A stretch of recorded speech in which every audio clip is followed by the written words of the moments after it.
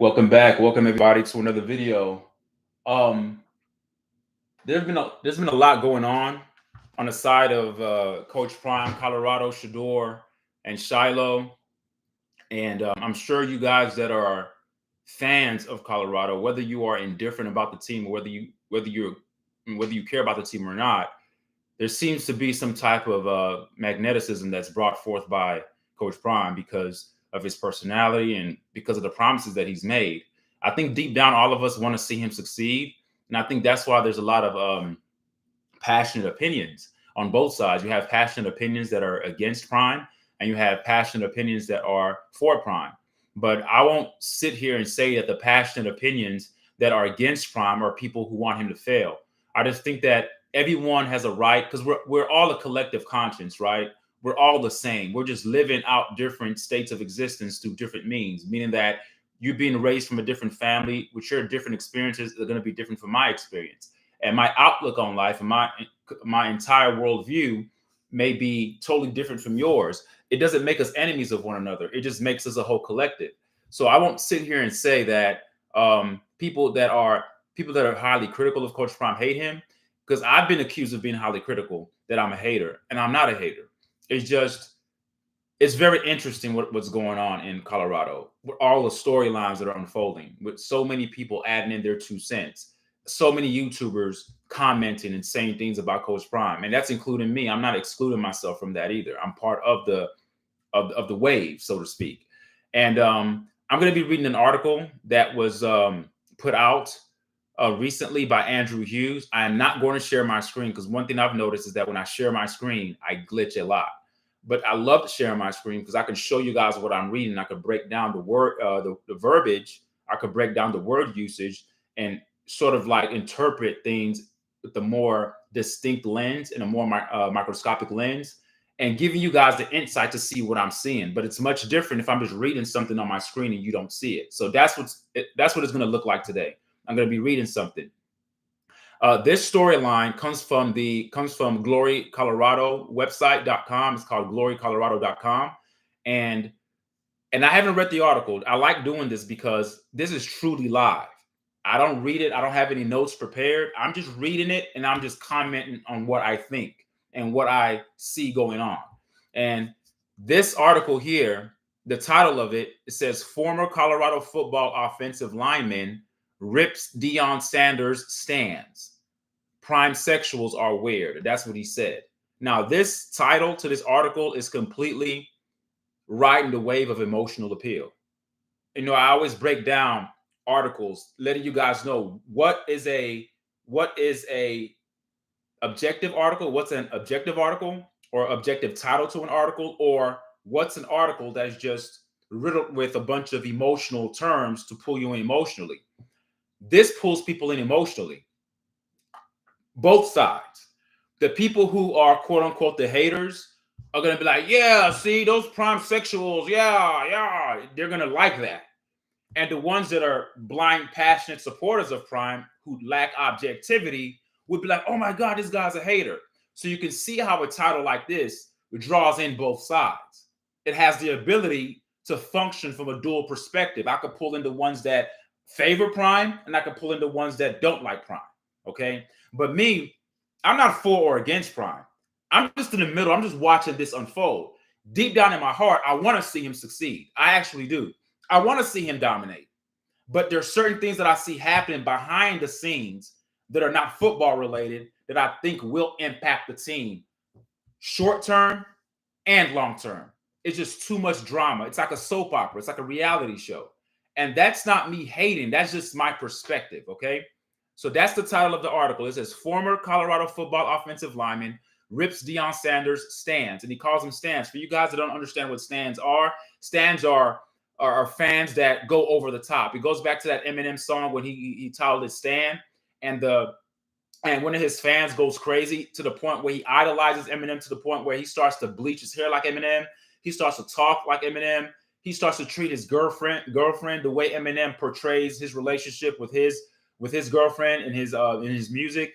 He even, kills his girlfriend, commits the same actions that Eminem raps about. So when this former Colorado football offensive lineman calls Prime supporters stands, that's a derogatory term. That's saying that you guys are just fanatics. You guys don't have any common damn sense. You guys are just over the top, and he calls them prime sexuals. Okay, instead of saying homosexual, prime sexual, meaning that you love this guy so much that you probably want to sleep with him. So it's a very derogatory term. It's up to me, when calling somebody a stan is almost like a cuss word, but it's just socially acceptable that people don't look at it like a cuss word, but it has a lot, it's loaded. It's loaded. So again, the title for this article is not objective. It's done intentionally to solicit people from an emotional base. Okay, so that's number one. And I hate the fact that you guys can't see the article, but it's okay. All right, so I'm going to go on and read the article as it's here. It says here, former Colorado football offensive lineman, okay, Matt Chesney went off on Deion Sanders stands, prime sexuals.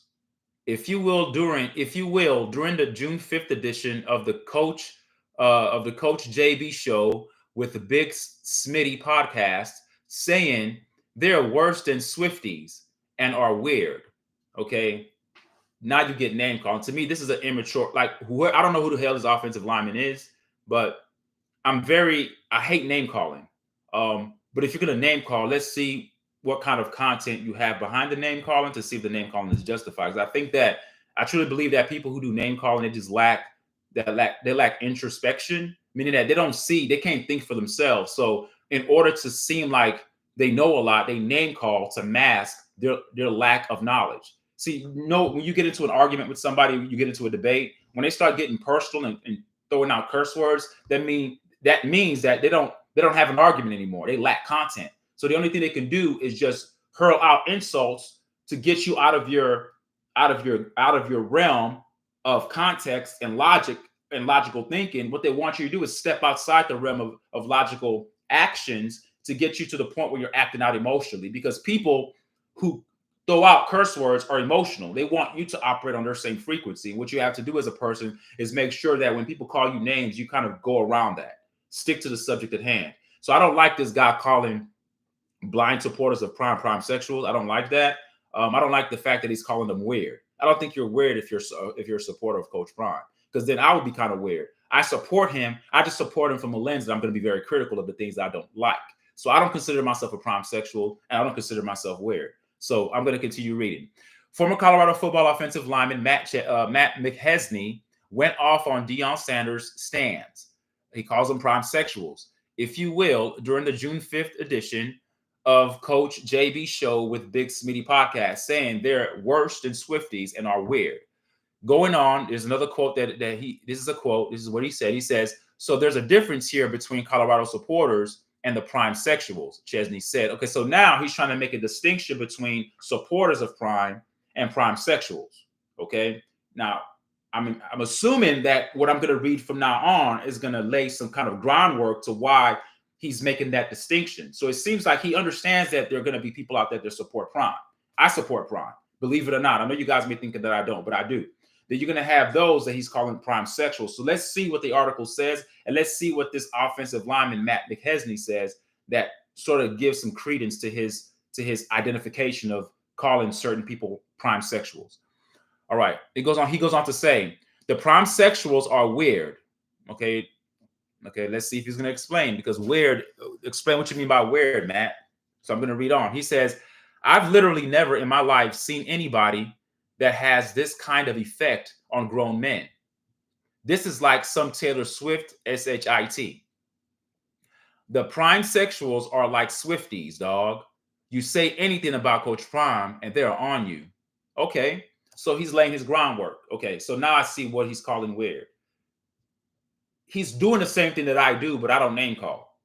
I say it all the time on my channel. I call them blind supporters, meaning that they have their eyes wide shut and they're moving off of emotion.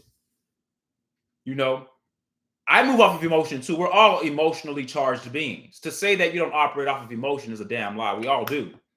But what we have to do is we have to fight against that avalanche. We have to fight against that wave that tries to hit us and overtake us and make us just strictly operate off of our amygdala.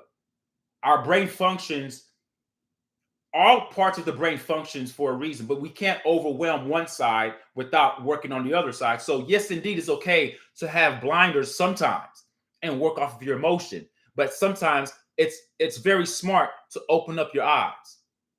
To open up your eyes so when your emotions are operating, now you have emotions that are operating off of what you see and what you hear. So now you have an informed conscience that informs your emotions. So now when you make reactions, they're not all emotional.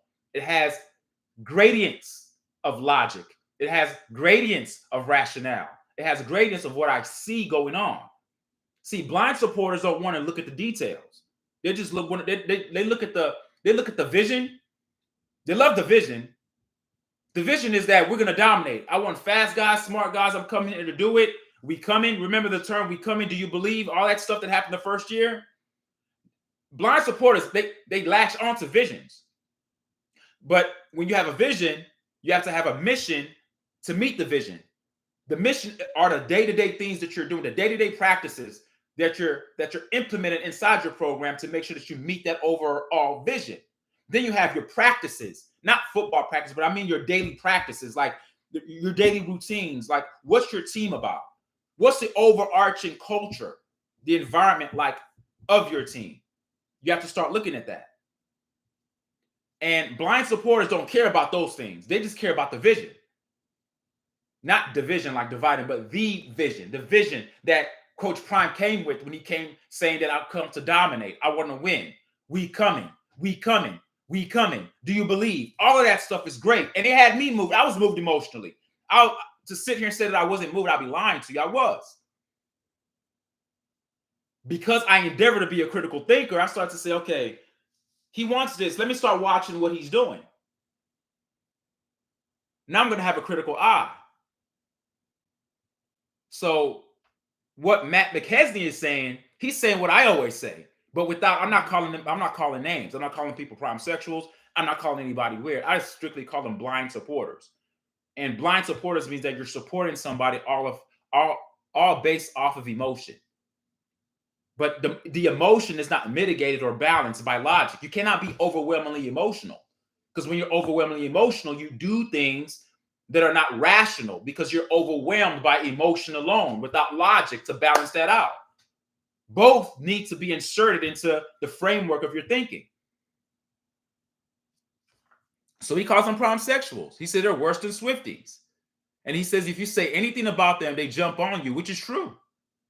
He goes, and then the article goes on to say, he says, Coach Prime has a following from his days with the Atlanta Falcons and Dallas Cowboys, and has picked up new fans along the way with his stint in the HBCU Raising Jackson State during the 3 season in Mississippi. Comparing his supporters to Swift may not be in good faith, since they are by and large mostly quiet and drowned out by the hate, though. Wow. Okay. Then here, there's a subtitle. It says Colorado football alum Philip Lindsay believes Deion Sanders deserves more credit. So this is an article about alums just being highly critical of Coach Prime. Okay, this is another alum of football. His name is Philip Lindsay. Okay, and he has more criticism. He says that even Colorado University's alumni aren't all sold on Sanders, with Philip Lindsay claiming that Sanders deserves more of the blame when things go wrong. And I've always said that. He's the coach.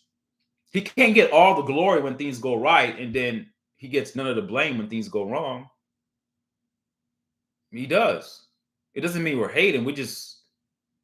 That's the way things go. It also goes on to say here, quote, it says, this may be Sanders' last opportunity with this much attention, Lindsay said. If he strikes gold on this opportunity this year with the players that he has in here, his son, Shedeur Sanders, being a first-round draft pick, Travis Hunter being a first-round draft pick, it can be very special, but it's not going to come down to those players. It's going to come down to the coaching. The coaching. I've always said that. And that's why I was very concerned when all the coaches were leaving. We understand when you build a team, you need continuity. Too much change is not always good, folks. We see that in the educational system. Back in the days, you had principals that stayed being principals for decades. Now principals stay 3 to 5 years, they're gone. There's no family, there's no community engagement. Gone are the days where a principal was at a school that taught your parents. You remember those days where a principal is still there and the kid comes in elementary and the principal's like, oh, I was your grandmother's principal, or I was your mom's principal. You don't have that anymore. You don't have that sense of community and unity anymore. You just have turnaround that happens rapidly. So here, the coaching is going to matter, but so many coaches left. Now you have an influx of new coaches. That's why I said this before. I don't know if you guys remember. I coined a phrase saying that though this is Coach Prime's second year, I'm looking at him as a redshirt first-year coach. You say, why would you say that? Because his first year doesn't count. And I know I'm going to get some pushback with that. I say it doesn't count because that was his first year. Then now his second year is like his first true year. You say, but how is that? Because look at all the changes.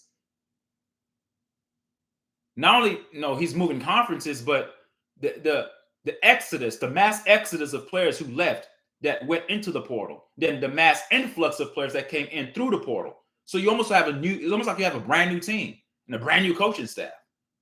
That looks like another new team to me. So I wouldn't be surprised if they go, I don't know, 4-8 again next year. That wouldn't surprise me. How they play is going to be more important to me. How they play is going to be more important to me. Yeah, super unknown. You say, yeah, good afternoon, man. Thank you. You say Matt is the same dude who called Cormani a turd. Oh, wow, that's who he is. Wow. Okay, so he just loves to criticize people. Okay. Honestly speaking, you say you definitely missed his point there. Or I did. Okay. Honestly speaking, you say Matt is referring to the stands who just overdoes it. Why are you grouping yourself with the stands? Oh, well, I'm not. Well, actually, he explained it. Yeah, so I'm just a supporter, but I'm not a stan. So yeah, I get his point. It's cleared up though. But thank you for that. And super unknown, you say, yeah, Matt's talking about fanatic. Oh yeah, he's talking about fanatics. Definitely, he's talking about the fanatics. But now we're moving on to another alum. This guy Lindsay. So he's saying that it's gonna boil down to coaching. I think it will. If Sanders is predicated on making his son be the highlight special of the team and trying to make his son push for that Heisman Trophy, then you're going to see a lot of pass plays. You're going to see the same thing happen again. And I hope not. I hope Prime proves me wrong.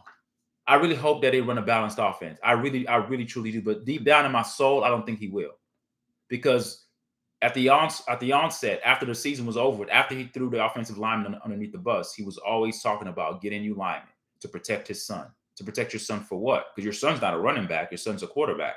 What do quarterbacks need protection from? Oh, they need protection when they're throwing the ball. So I think they're going to be pass heavy again. That's just my opinion, and I hope I'm wrong. But if they are pass heavy, expect the same results that happened last year. They're going to lose more games than they win. You have to have a balanced offense. There's no way in hell they could just throw it every play. All right, so reading along here, it says Sanders has few allies in the media. He has few allies? Oh, I thought he had a lot of allies. Anyway, Sanders has few allies in the media, with 247 Sports, Adam Mustertager, and Buff Zone's Brian Howell, some of the only local beat writers that take Coach Prime's side even sometimes. Many are on to what goes on in the locker room. Prime sexuals aren't what anyone needs to concern themselves about in all this. Okay. Okay, reading along here. It says Colorado football alum Philip Lindsay, he believes that Deion Sanders should have gotten the same level of scrutiny during 2023 season that his mile high city NFL counterpart Sean Payton got after the Denver Broncos failed to make the postseason. No, it's different. It's different. I don't think that he should have got the same kind of heat. And this is my objective hat being put on. So that's why I say I'm not a hater of Coach Prime. I'm objective. He's moving from an HBCU and he's jumping into another realm of football. It's not the same. HBCU and Power 5 conference football are two different worlds, two different galaxies, right? He goes into Colorado and he's trying to resurrect a program that's literally dead. They only won one game. They've been relatively irrelevant for the past decade or so, right? So he comes there trying to change the climate and the culture and change the entire mindset of how people view Colorado football. Turning around young men is much more difficult, number one, and it requires more patience. So you can't equate what Sean Payton, the NFL coach, who takes the job after Hackett, all right, after Nathaniel Hackett leaves, and then, of course, Sean Payton comes in criticizing Nathaniel Hackett's job, assuming that he's going to come in and do a greater job. And Sean Payton comes in, yeah, they improve slightly, but he gets a lot of criticism. But I think the criticism that Sean Payton received was brought on by his criticism of Nathaniel Hackett. You see, when you fight like that, when you criticize other coaches, then you're just opening yourself up to the same level of critique that you hurled upon somebody else when you don't meet your goals or where you fall short of your ultimate goals. So the heat that Sean Payton got, it shouldn't be the same heat that Prime should have gotten his first year. I understand that he didn't have a winning season his first year, but no one thought he would. I mean, looking at the schedule, a lot of people were projecting him to win 8 games his first year based upon the hype. But realistically looking at it, it was only his first year, folks. He won more games. Now, if he came in there and won 1 game like the last team that was there, then you can start scratching your head like, okay, you came in, you didn't do any better. But he did win 3 more games. I know it's not that great, but there is an improvement. And I think that so many times we fail to highlight the celebratory moments in our lives, and we're always focused on the negative. But I think sometimes we need to take a deep breath, step back, and say to ourselves, oh, you know what? He did get better. The team, Colorado football did improve. They did improve. Now let's see what happens this year. They can't come in winning 4 games again. They do have to win more than 4 games. But I don't agree that with Lindsay here saying that Coach Prime should have gotten the same level of criticism and scrutiny as Sean Payton did. No, that's different. Sean Payton is coaching grown men who are on an NFL level. Coach Prime is trying to develop a program with the young student athletes. It's different. You can't. The first year coach of an NFL team and the first year coach coming into from HBCU to the Power 5 conference, 2 different worlds. Coach Prime doesn't even have experience coaching in the Power 5 conferences. Sean Payton has experience with coaching in the NFL for a very long time, and he's had success. As a matter of fact, he's won a Super Bowl before. Okay, so the degree of scrutiny that Sean Payton received is more warranted, but then trying to have that parallel to what Coach Prime should get, that doesn't equate. It's 2 different worlds. So I don't agree with that. So reading along here, it says it's totally, super unknown. It's totally different situations. You can't use that. But see, that's why I see sometimes that some people, their comments or the things that they say is rooted in more I hate to use the word hatred, but they may not deep down, because sometimes when they say certain things, I'm like, do you really hate this guy? Because just like you have stands that are overly that are fanatics, I also think that you have the opposite of a stand. I guess the opposite of a stand would be called a hater. But some haters mask themselves underneath the veneer of objectivity. But if you listen to what they're saying, none of it makes sense. Why the hell would you try to equate Sean Payton's scrutiny and make it equal to what you think that Coach Prime should deserve his first year? Totally different situations. No.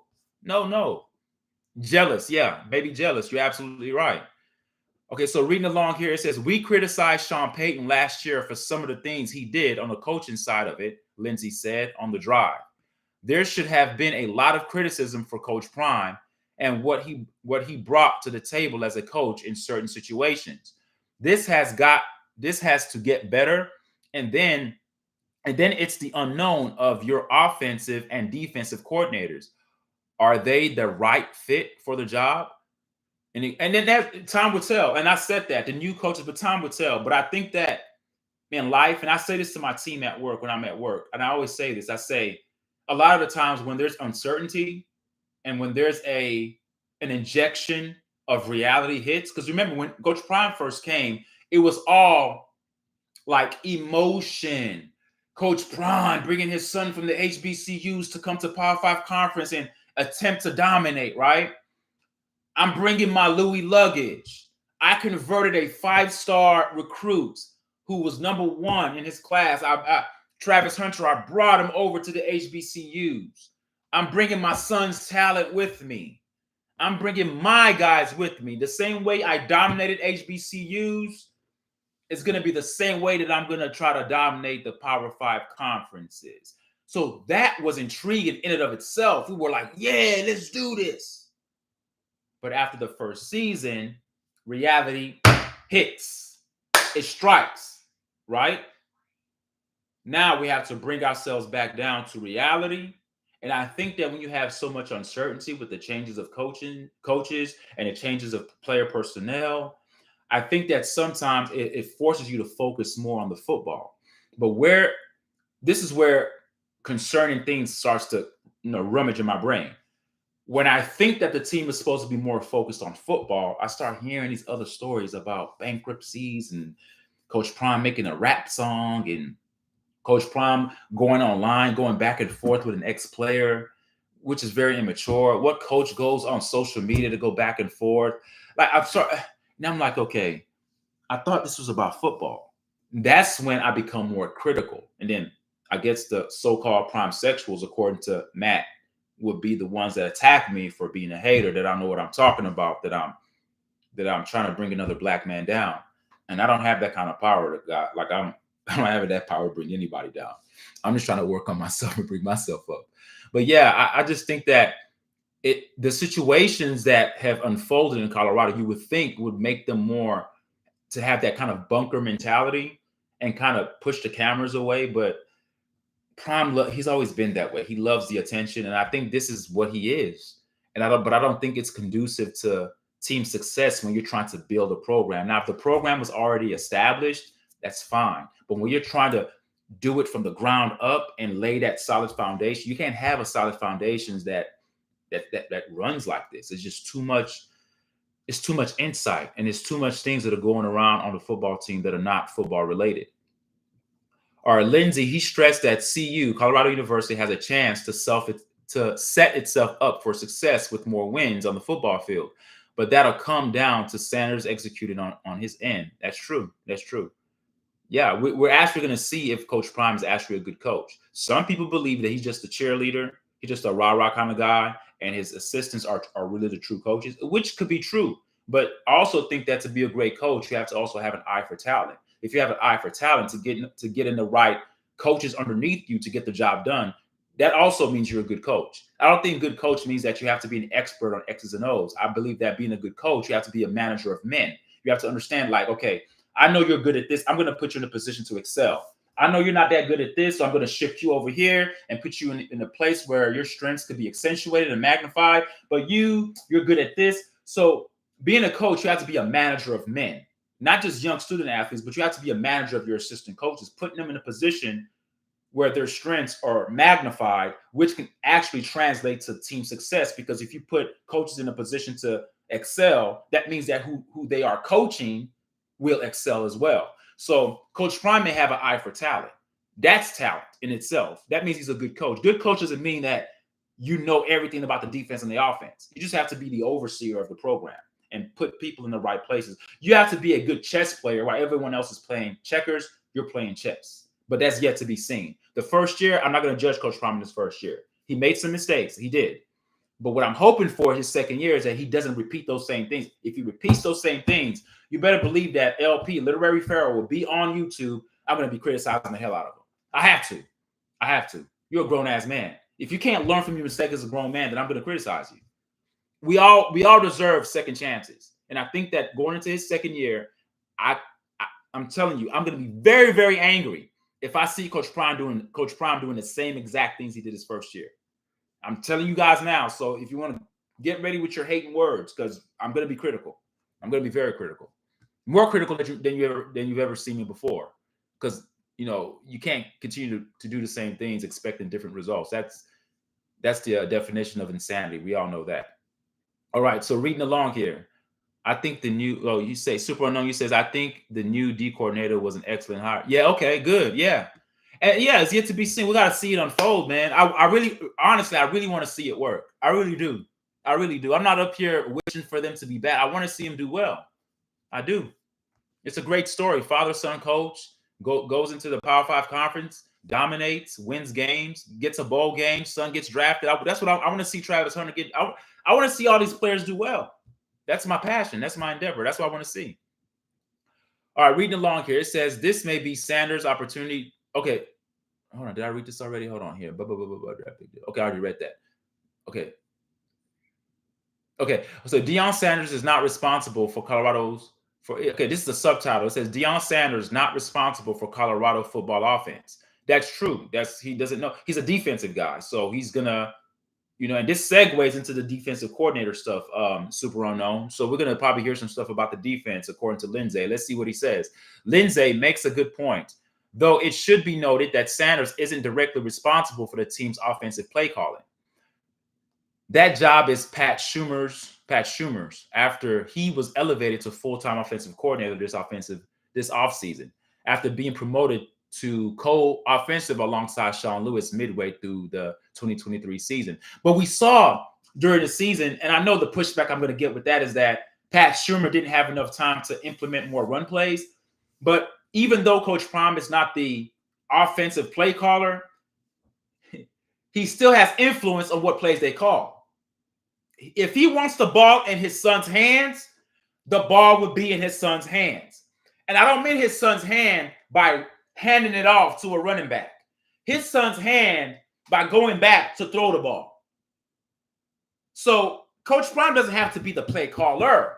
He could be the one to tell the offensive coordinator, look, man, this is me putting on my Coach Prime voice. We're going to throw that ball. That's my son should do it. Yo, he great.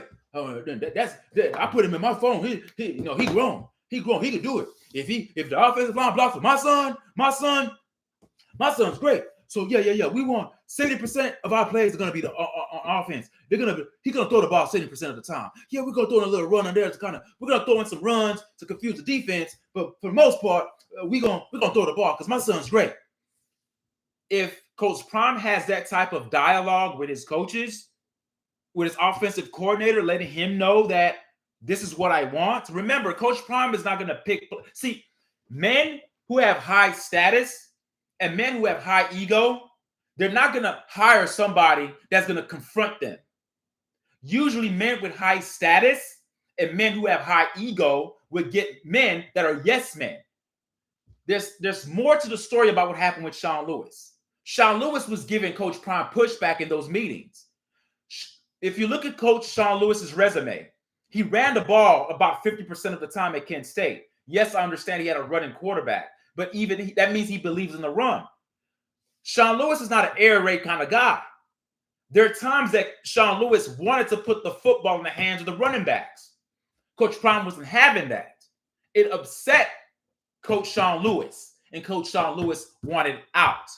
Ask yourself this question, critical thinkers. The first year that you get an offensive coordinator to come follow you to Colorado as you're leaving the HBCUs, he believes in your vision, Coach Prime.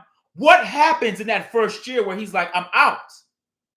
What happens to the point where you need to demote him? Now, of course, everybody was pointing the finger at Sean Lewis. Oh, he's a plant. He's a mole. He's put there to sabotage Coach Prime. No, he's not. He was put there to run a balanced offense. Coach Prime sabotaged himself because of the overglorification of his son. He wants his son to be on the forefront. He wants his son to be the main highlight. He wants his son to be the one that's projected to be a Heisman Trophy winner. No, Coach Prime sabotaged himself. If you don't believe me, follow Coach Sean Lewis. I think he went to San Diego State. I forgot what team he went to. If you follow him and see what kind of offense he runs there, then the truth will be exposed. Because whatever team he's at, I think it's San Diego State, I believe. If he's over there throwing the ball every damn play, then you could say, yeah, it was Sean Lewis's fault last year for being one-dimensional. Now, if he goes over to San Diego State and he has a balanced offense, then you can start scratching your head like, well, how come he wasn't doing that in Colorado? Well, he wasn't doing that in Colorado because the coach is Coach Prime and his son is the quarterback. Got to put two and two together. I don't have any evidence or receipts to prove that. I'm just using my common sense. After your first year, you don't even stay your second year, you just leave. Halfway through the season, you're demoted. No. He was pushing back with Coach Prime. They bumped heads in meetings. All right. Yeah, Benjamin, Bandy. You said hello, starting from the beginning. Okay, you starting from the beginning. Okay, cool. Um, Live out your dreams. You say, they ain't run a balanced off. Yeah, man. I hope they do. Live out your dreams. I really hope that they do run a balanced offense because that's the only way you can actually keep the defense honest. I mean, I'm not a football guy. It's just most teams that are good have a balanced offense to a degree. You can't be pass heavy because all they need to do is look at tape and see your tendencies, and they shut that ish down. Super unknown. You say doesn't have to be evenly balanced, but they got to run at least 20 to 25. Okay, I get you. I get you. I get you. You're right. I'm not saying 50-50. Like if you run, let's say they run 40 plays. I'm not saying you have to run 20 times. No. But I understand what you're saying. You have to at least commit to the run to the point where you keep the defense honest. Yeah. I get you. That's a good point, Super Unknown. That's a good point. That's a very good point. All right. So Lindsay goes on to say that Sanders isn't directly responsible, but he's not directly responsible, but he's responsible for what kind of plays are called. And Lindsay goes on to say that Lewis's play calling, he's talking about Sean Lewis from last year, Lewis's play calling helped inspire a comeback against USC in week 5, but the lack of aggression led to their comeback failing. By that same token, the team's inability to eat clock against Stanford in week 7 led to the blown 29-point lead and the season's worst loss. That season's worst loss was on Coach Prime to me. You say, how is that? Because the coach is the one that dictates what happens. If you have a 29-point lead, common sense says run the damn ball to kill clock. If the offensive coordinator keeps passing the ball, don't you think Prime would go in his face and curse him the hell out and say, what the hell are you doing? You're going to make these guys you're going to make our team give up this lead. You're passing the ball too damn much. But guess who was dictating that to pass the ball? It was Prime. You think Coach Sean Lewis wants to pass the ball with a 29-point lead? That was Prime's chance to highlight his son. Because think about it. The first half, they were blowing away Stanford. So if he can if I could just stat pad my son's stats, ooh, it'd be a great chance for him to be in the talk to the Heisman. That was on Coach Prime. And I know you stands, the blind supporters will say I'm hating, but that's on the coach. Coach Prime doesn't have to know the X's and O's. Remember, he has to be a manager of men. He has to be the one. He's the one that makes the call. He's like the executive. He's like the executive of a company. He's not on the floor working, but he makes the decisions. So, hey, we're going to halftime. All right, guys, we're gonna come out of the half. Coach Sean Lewis, we're gonna have to run the ball more to kill clock. All right, we don't want to give them the opportunity to come back. Let's go and get this win. The fact that they came out in the second half going bombs away again lets me know that there was an agenda there. We can't put that on Sean Lewis. That's on the coach. Because even if Sean Lewis wanted to do that, then where's the competency? Where's the head football knowledge of Prime to say, hey, man, stop that. Run the damn ball. So that lets me know that to run the ball was Sean Lewis's idea. To pass the ball was Prime's idea.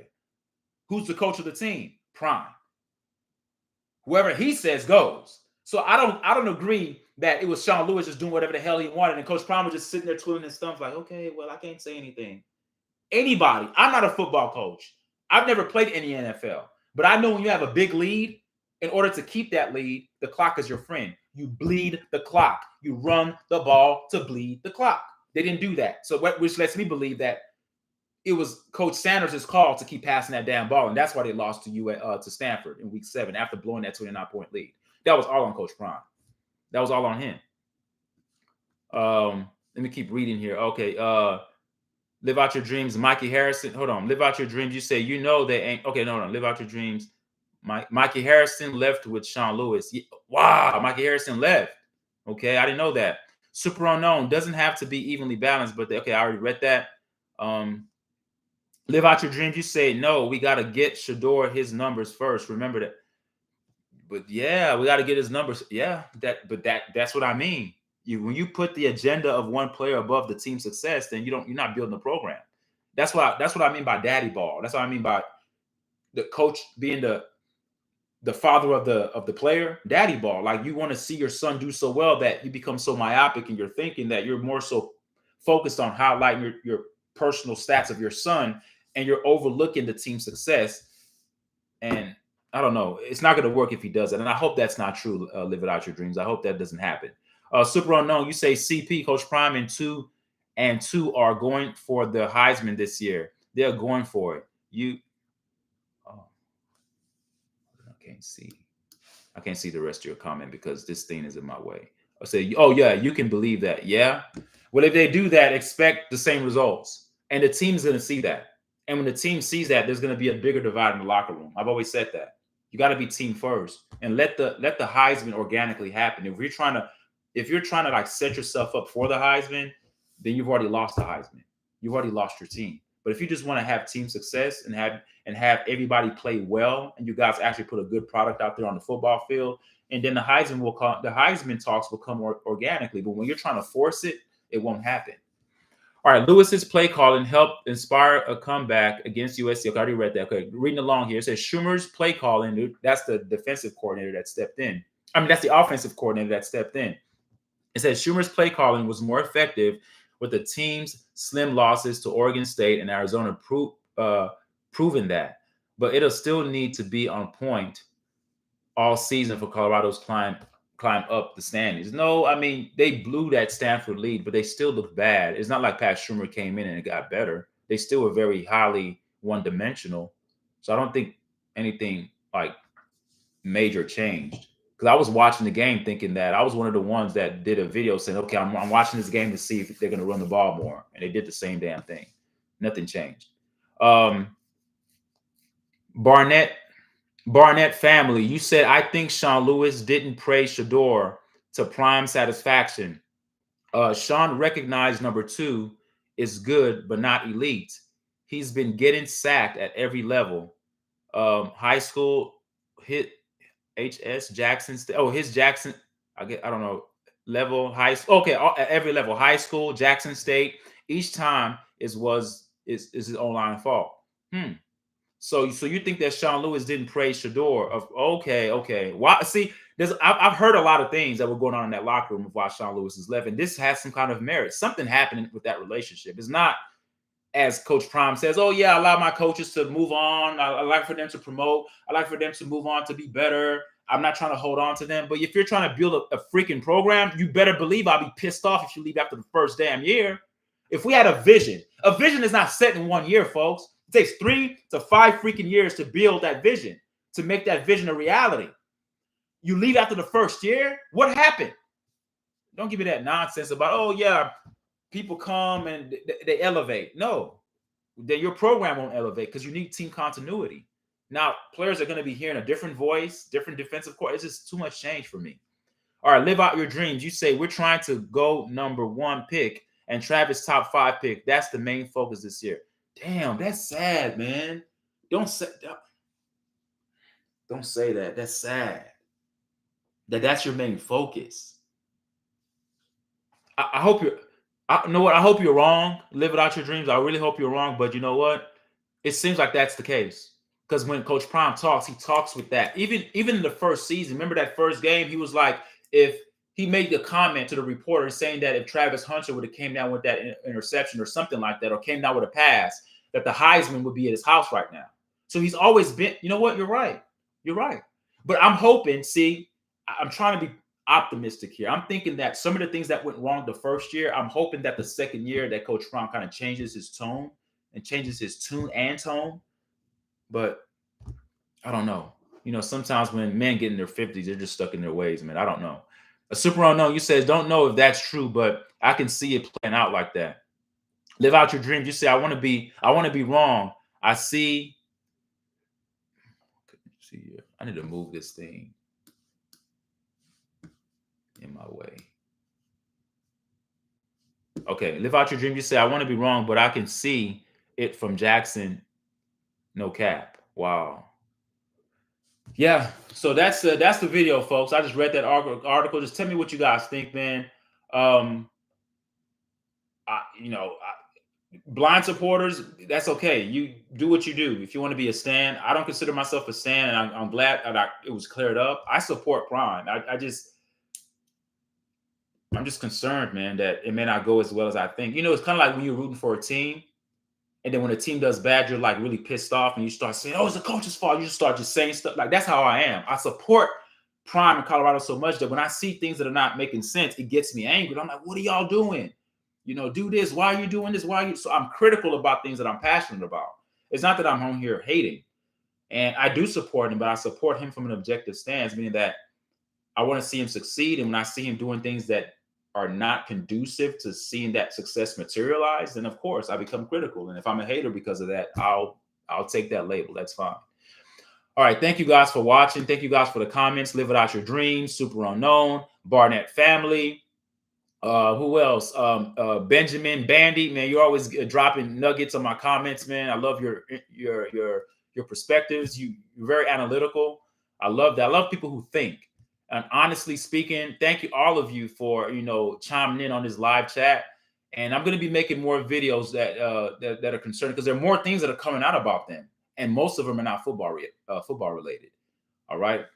Thank you guys for watching. And I'll be making another video later. All right. Thank you guys. All right. See you next time.